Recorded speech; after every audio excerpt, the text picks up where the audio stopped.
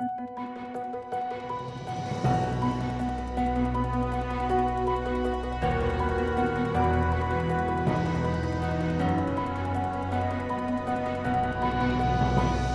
like to first start by welcoming everyone to the 2025-26 school year.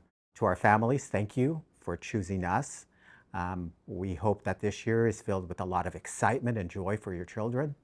For our students, thank you so much for joining us. Our teachers and staff are working really hard to have your rooms ready for you, and we look forward to welcoming you on the first day of school. And to our teachers and staff, thank you so much for all the hard work that you are putting into your classrooms and to your workspaces.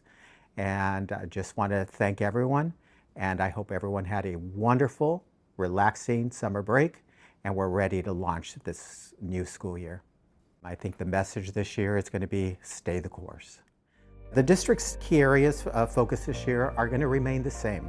The primary areas are, of course, our academic achievement. We want our students to do much better every year, beat what we've done and keep that momentum going, and for our students to just keep making that progress, that forward momentum. And student engagement.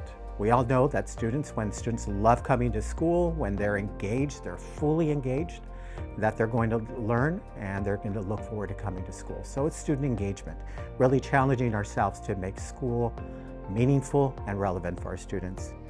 And the third priority is let's create a positive and welcoming school culture and climate. We all want to go to a work setting that is warm and inviting and welcoming and that we feel a part of. And we want to create that for ourselves, but also for our students and families. Those are our primary three focus areas for this year. But we've got measurements in place for each of these key areas. For example, academic achievement, we've got metrics that we've identified. I know schools have set these metrics in place, have goals set for what we want to do in terms of iReady scores, and challenging ourselves and our students to actually do better each time they take any form of assessment. However, the framework for the future really puts it all together as far as we've really defined what academic achievement is or what we want for our students through the EUSD learner profile. When you look at the profile, it talks about what 6 areas we want the outcomes we want for our students. So we're talking about we want our students to be empowered learners. We want the students to be able to take ownership of their learning. We want our students to be empathetic collaborators, to really be able to work together to problem solve. We want that for ourselves as well. We want our students to be ethical scholars, to be able to take their work seriously and to do what is right when no one is watching. We want our students to be effective communicators. Our students are going to be challenged to display their own thinking, talk about their thoughts, share ideas, and that's what we want for our students. We want our students to be critical thinkers, and of course we want our students to be problem solvers. So those are the 6 areas that the framework really helps us identify what we mean by success for our students. And then how are we going to do that? That's where we get into the learning model. What's important to note is let's start with the competency-based. Let's start with the standards. Let's not teach them how to be effective communicators for communication's sake. Let's teach them on how to do the standard, and we use the effective communicator as that engaging technique. It's really about being creative. We start with that lesson design. What do we want our students to learn? And then we look at now, how can I make it either and/or authentic or personalized for our students? We're talking about what is going to excite students, what is going to appeal to their interests. And of course, when we look at inclusive and equitable, let's be mindful of who are we leaving out? Who is this not reaching? Do we have English learners that are part of this lesson? What can we do for them to not only personalize it for them, but also make sure that they're able to participate in the lesson? This is about going deeper in the work and being intentional about creating these lessons that will get us to some of these outcomes. And how are we going to do that? Is we got to do that together. There's a lot of creativity happening. You all know that. We all know that. We've seen it. People are excited to share their work. People are excited to share with each other. And it's no longer about let me close the door and let me do this in secret. Let me showcase to the world, let me showcase to my colleagues, to the school, our parents, our community, what our kids are capable of doing. We've got a lot of bright spots throughout our district. So as I'm looking at our data, this summer I'm spending time looking at our CAFS data, iReady end of the year data, and I'm finding these, and no surprises. We've got some schools, we've got some grade level teams that have met this 5% goal that we put in place in language arts and math from the prior year. And we've got schools that not only met it, but exceeded it. We've got schools that hit it at 7%. We've got some grade level teams that hit it at 10%. We're seeing many more grade level teams, schools hitting the goal. Seeing these outcomes makes me feel like we are on the right track. Like it's no longer a feeling, or it's no longer like we assume that this is the right thing to do. Now we're seeing actual data that is supporting what we know intuitively as educators, that this is the right way to go. See, when we engage our students in a meaningful way, an authentic way, the students, and we've got them right there following everything that we're doing, that's where the magic happens. And that's what we're working towards, to get our students to that next level so that we can ultimately actualize their true unlimited potential. Because in the end, that's what we're working towards, is to have a kid come through our grade level, through our school, through our system, and be a productive member of society. Be able to read, do math, but go much more deeper. Be excited about learning. Discover who they are. Discover what their interests are. Discover what their weaknesses are, and work towards making those strengths. That's learning, and that's what we're working towards. That's what makes me so excited about staying the course and working through the framework for the future. You know, we started this process when I first got here, 2014. We were challenged to create a school that you would want to send your own kids to, that you would want to work in. And that started with Quantum Academy. And since then, we've had Conway go through this redesign process before the framework for the future. And they went through the EL model. And we're seeing tremendous success at Conway in academic achievement, but most importantly, in empowering students and students who are able to be effective communicators, critical problem solvers. We're seeing all of our framework come to life at both Quantum and Conway. And now we have some more schools. So we have our first cohort that started 2 years ago, and that was Mission, Limitless Learning Academy, North Broadway, Eller Green, and Hidden Valley Middle School.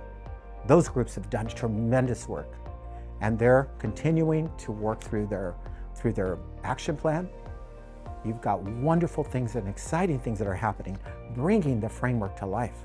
And so now when we started with cohort 2 last year, which included Central, Felicita, Lincoln, Bear Valley Middle School, and Rose Elementary School, those schools now had models to go visit. And see, now we're learning from one another. Now we're sharing these best practices. And you know what? Central, Felicita, and Lincoln started to borrow this from that. Bear Valley Middle School went to Eller Green, and you see cross articulation happening. You see students from Bear Valley coming to Eller Green. Everyone's utilizing their areas and surrounding. And so now we have these models of schools that are doing just things a little bit different, but becoming who they were meant to be. And I'll tell you, what's most impressive about all of these schools, what's in common, is there's a new, renewed sense of energy and identity, where each of these schools are excited about what they're doing. Parents are excited about what they're doing, and the kids are so excited to be there. And so we're again seeing a lot of great outcomes come from each one of our redesigned schools. And there's a few more schools that are be tapped on the shoulders, who volunteered, and they'll be soon announced who cohort 3 is going to be about. After 12 years of being in this district, I have decided to retire at the end of this year. We've got wonderful momentum moving us forward. We've got a great momentum with the framework for the future. We've got a lot of great systems in place. We've got great relationships with our association partners. We don't want to see an interruption in that. Through the support of the Board of Education, they have already made a selection of Andy McGuire is going to be the incoming superintendent. So what that looks like is Andy will be slowly transitioning into his new role as the superintendent, as I will be transitioning out. When I heard that the board had decided to appoint Andy as the incoming superintendent, I couldn't have been more thrilled. The reason is, no one has worked more closely with Andy McGuire than I have. Being in a school like this, I feel really like at home. I was fortunate myself to come into a family, be born into a family of educators. Everyone that raised me and took part in my upbringing were all teachers at the college level, high school, elementary level. I married a teacher, in fact, and so have been with her through her credentialing program, through college, and then all the way through her career. And it really gives me that kind of that insight of what is the impact on the profession of teaching on and working in schools, on the person. And to be able to support her through her life and her career in this, it just, to me, when I come to work every day, I just feel like I want to do everything I can to take care of everybody that's laying it all on the line every day for the kids here. As everybody did that for me in my upbringing and in my home life. So Andy, you're coming into this role from a different pathway than a traditional superintendent. Talk to us about your professional journey. What got you to this point? I mean, after college, I set out on my own course and ended up working in the private sector in a leadership role, the retail store. And just through some significant event in our home life, I realized that I needed to do something with more purpose in my life, and having a strong background in growing up around amongst educators, I kind of felt like I needed to get back to where I came from, and to do something that wasn't in search of profit, but was in search of just making the world a better place. And I really think that public education is where that begins and where that hope for the future is created. I started working for another school district, actually in risk management. I was able to kind of reinvigorate a program there that focused on getting our people healthy and keeping them that way, keeping them safe. But unfortunately, sometimes things happen and someone might get hurt. And our focus wasn't on what's the cheapest way to handle this, but what's the most effective way to take care of the person, so that we can get them back into whatever role they play in our district, which, as we know, every role in our district is important. And we're very purposeful on the different positions we have that build up the whole organization. The focus is what those positions do to support that student-teacher relationship. And so when I had the opportunity to help somebody get back to full health so they can get back into the game and to continue to do their important work in support of the educational process. And so I took great pride in being able to change how things were done to benefit the people that I was there to support. You were the purchasing director during the COVID-19 pandemic in your district. How did what you built help assist the response or shape the response from the district? So that day hit me in my heart. Having my own kids, having to now be at home, all of the students that we served in that district, it was just, everything came to a stop. But I knew that that kind of stop is going to impact that momentum of learning. On that day, on that March 13th, I gathered my crews around me and I said that, we're closing schools, but I'm gonna be here. And all of you are welcome to work from home to whatever capacity you can, but I'm gonna be here every day. And every single one of the people that worked for me showed up that next day with me. we went to work on developing ways that we could ensure the safety of our staff while we're providing food to our families, to our students, in the drive-through food operations that the districts did during those days.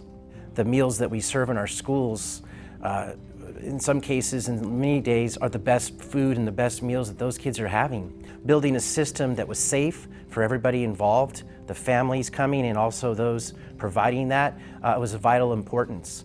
And so having built that system, and realized too that, our teachers are now, figuring out and working on, and I watch this happen at home even with my own wife as a teacher teaching from home. How am I going to deliver at this education that we were just doing last week in classrooms? How am I going to do that through a computer screen to kids that are sitting at home? And so I started to work with directors in our educational services department in our TOSAs, using all of the resources and the systems that we'd already built to support our classrooms, and developed a curriculum for all the grade levels that we were able to produce in our print shop, and then put through those windows of cars with the food, and here's your materials that your teacher's going to go over. So what the teacher was showing on the screen was the same thing the kid had at home. It was one of the proudest moments in my career because it was able to bring this drive, this passion for a purpose, this passion to support public education, leaving nothing on the field, putting it all out there every day to ensure that our kids are taken care of, no matter what the environment that we're in. So you quoted a teacher's sign that said, "Just smile, nod, and agree, then close your door and do what's best for kids." Why does that resonate with you? And I think it really speaks to this concept of the entire organization is built around a single purpose. But oftentimes in large organizations, that purpose can get lost, especially the further away you get from that core thing, and in our case, that being the classroom. And so it gave me words to describe a feeling that I've long had and describe the work that I've long done to make sure that every part of the organization is hyper-focused on what we're doing in a classroom. I feel so blessed to have an opportunity now to bring all parts of the district together in order to ensure that we're building a system that's focused on one thing and one thing only. What is best for kids? And what do they need to build in them to help them discover who they are so that they can bring the best of themselves and have the brightest future possible? What do you hope to accomplish during this year of transition? What can people expect? Really, I want them to know that I want to hear from them. I want them to hear from me. And so something that I think is vitally important. It's always kind of been the way that I've gone about doing the work that I've been in the different roles that I played. And that's to bring people around me that are really the most knowledgeable about the different aspects of the work that we all do. I want to bring together groups of teachers at different levels, our classified staff, people that have different roles in the district so that I can learn what their experience has been like, what the things they need, and learn from that. But also so that they can learn from me who I am. And so I think it's a period of time where we can get to know each other. Myself getting to know the organization beyond what I already know of it and the time I've spent here in EUSD, and get to know it in an even deeper way with new people and new roles that I get to support now. So we'll be reaching out and building some of these committees. And I know that, previously it might have been, it's like a listening session. It absolutely is. But we can use these groups to wrap ourselves around a challenge we need to overcome or an idea that we need to build. Because our best hope for a strong future for our students is to do this together. Where will people find you throughout the school year? Well, if you've been anywhere near me and the people that work with me now, they'll know that you rarely will find me in my office. It's hard to keep track of me because I'm always out and about wherever I can be to find where the needs are. So you'll find me at schools, you'll find me in classrooms. Usually when you walk into a classroom that I'm in, I'm probably sitting at a desk with a student or on the floor taking part in the lesson. I really like to understand the classroom experience from the student's perspective. That keeps me the closest to the work that we're here to do. What is best for kids? What do the students need? And so that's where you would find me when I'm at schools. But really, any given day, I'll be somewhere in EUSD, learning from somebody what they do and figuring out what is it that they need to take that even further. I am really excited at the opportunity to go out there and learn more with the purpose of using what I learned to be able to provide a more supportive environment for our community, for our families, for our students, for our teachers and staff that support them, and really just an opportunity to make all of the people that invested in me becoming who I am today proud of what we're doing here in Escondido.